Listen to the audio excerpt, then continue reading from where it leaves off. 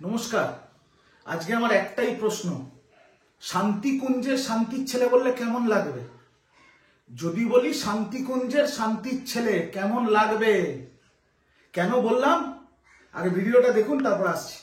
বিশেষ সম্প্রদায়ের তৃণমূলের শান্তির ছেলেরা, বিশেষ সম্প্রদায়ের তৃণমূলের শান্তির ছেলেরা, বিশেষ সম্প্রদায়ের তৃণমূলের শান্তির ছেলেরা, বিশেষ সম্প্রদায়ের তৃণমূলের শান্তির ছেলেরা। ভিডিওটা দেখলেন? বাংলার বিরোধী দলনেতা শুভেন্দু অধিকারী কোনো ঘরে বসে কোনো ফোনে বলছে না কাউকে, বিভিন্ন বুমের সামনে দাঁড়িয়ে, সমাজ মাধ্যমের সামনে দাঁড়িয়ে, গণমাধ্যমের সামনে দাঁড়িয়ে একটি কোন সম্প্রদায়ের মানুষকে, যারা তৃণমূলের সমর্থক, তাদের শান্তির ছেলে বলছে। আমরা কেউ তো ঘাসে মুখ দিয়ে চলি না। শুভেন্দু অধিকারী কি বলতে চাইছে সেটা আপনারাও বুঝতে পারছেন, আমিও বুঝতে পারছি, সারা বাংলার মানুষ বুঝতে পারছে। যখন বাংলাদেশে আগুন জ্বলছে, বাংলাদেশের উগ্র মৌলবাদী জঙ্গিরা হিন্দুদের মারছে, পিটছে, মেয়েদের তুলে নিয়ে যাচ্ছে, মন্দির জ্বালিয়ে দিচ্ছে, বাড়ি জ্বালিয়ে দিচ্ছে, তখন সবাই হাহাকার করছে। আর এই শুভেন্দু তখন লাফালাফি করছে যে হিন্দুদের উপর অত্যাচার হচ্ছে, হিন্দুদের উপর অত্যাচার হচ্ছে, হিন্দুদের উপর অত্যাচার হচ্ছে। এদিকে শুভেন্দুর মালিক নরেন্দ্র মোদী কারিনা কাপুর, কারিশ্মা কাপুরের সাথে ছবি তুলছে আর সিনেমা দেখছে বসে বসে, মুখে লিগো প্লাস লাগিয়ে। আর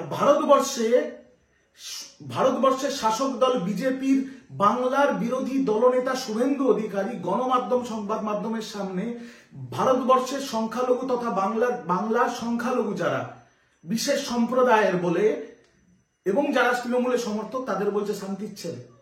এটা একটা ভাষা, বিরোধী দলনেতার ভাষা। আমি তৃণমূল কংগ্রেসের সমর্থক কর্মী যারা আমার ভিডিও দেখেন, তাদের কাছে আমি ক্ষমা চেয়ে নিচ্ছি এই ভাষাটা ব্যবহার করার জন্য। আমার শিক্ষাও এই না, আমার দলের বা নেত্রীর বা অভিষেক দ্বারও শিক্ষা এটা না।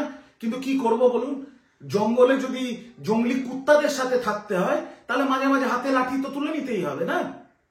তো এখন বাংলার রাজনৈতিক যা পরিবেশ চলছে, সেই জঙ্গল, সেটা যদি জঙ্গল হয়, তাহলে সেখানে জঙ্গলি কুকুর হচ্ছে এই বিজেপির নেতাগুলো।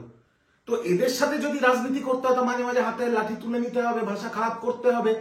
দলের শিক্ষা, বাড়ির শিক্ষার বাইরে গিয়ে কিছু করার নেই।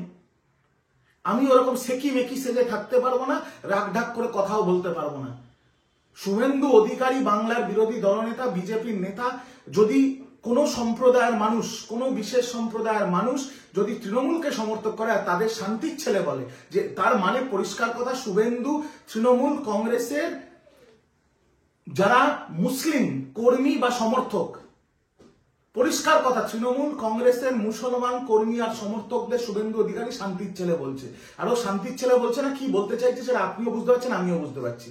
তাই শুভেন্দু অধিকারী, তুমি যদি তৃণমূলের কর্মী সমর্থক, তারা হিন্দু হোক, মুসলিম হোক, শিখ হোক, ইসাই হোক, যাই হোক, তাদের যদি তুমি শান্তির ছেলে বলো, তাহলে আমারও এক সেকেন্ড লাগবে না তোমাকে শান্তিকুঞ্জের শান্তির ছেলে বলতে। আগে স্লোগান ছিল চোট চোট চোটটা শিশির বাবুর ছেলেটা, এবার কিন্তু তোমাকে যেখানে দেখবে তৃণমূলের কর্মী সমর্থকরা তোমাকে শান্তিকুঞ্জের শান্তির ছেলে বলে ডাকবে। শান্তিকুঞ্জের শান্তির ছেলে, শান্তিকুঞ্জের শান্তির ছেলে। ভাল লাগবে শুনতে? ভদ্র হও, সভ্য হও, বিরোধী দলনেতার পদে বসে আছো, সেটার মর্যাদা রাখো। না রাখতে পারলে ছেড়ে দাও। আর যদি চেপে ধরে বসে থাকো আর তৃণমূল কংগ্রেসের মুসলিম কর্মী সমর্থকদের শান্তির ছেলে বলো, তাহলে তৃণমূল কংগ্রেসের সবকটা কর্মী, সবকটা সমর্থক যতবার তোমার রাস্তায় দেখবে, ততবার শান্তিকুঞ্জের শান্তির ছেলে বলে ডাকবে, শান্তিকুঞ্জের শান্তির ছেলে বলে ডাকবে। আর সেটা তোমায় শুনতে হবে, তোমার বাবাকেও শুনতে হবে, তোমার ভাইকেও শুনতে হবে, তোমার যত হনুগামী বানর সেনা আছে সবাইকে শুনতে হবে, যে শুভেন্দু অধিকারীকে দেখলেই শান্তিকুঞ্জের শান্তির ছেলে বলে ডাকবে। এটুকুই বলার ছিল আজকের ভিডিওতে। আর আমার কোনো বাড়তি মন্তব্য নেই। আপনারা ভালো থাকবেন, সুস্থ থাকবেন, শীতকালে নিজের খেয়াল রাখবেন। তৃণমূল কংগ্রেস জিন্দাবাদ, দলনেত্রী দেশনেত্রী মমতা ব্যানার্জি জিন্দাবাদ, আমাদের সকলের নয়নের মণি ছাত্র যুবর আইকন অভিষেক ব্যানার্জি জিন্দাবাদ। জয় বাংলা, জয় বাংলা।